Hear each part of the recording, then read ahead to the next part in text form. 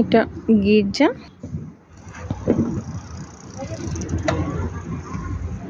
একটু বের হয়েছিলাম, বাসায় এসেছি। বাবু বলল মা একটু চলো পার্ক থেকে ঘুরে আসি।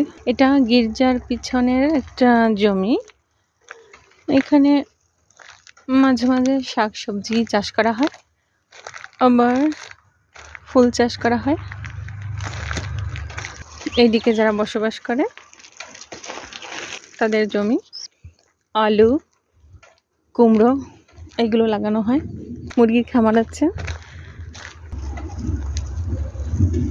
পুরো আমাদের দেশের মতোই জায়গাটা। এটা গির্জার পিছনে, ওই যে গির্জা, আমরা গিয়েছিলাম ওদিকে ওই রাস্তায়। এটা গির্জার সামনে।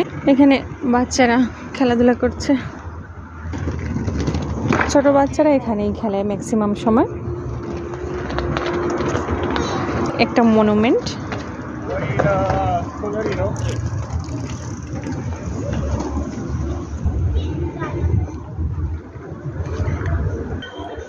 খুবই সুন্দর জায়গাটা।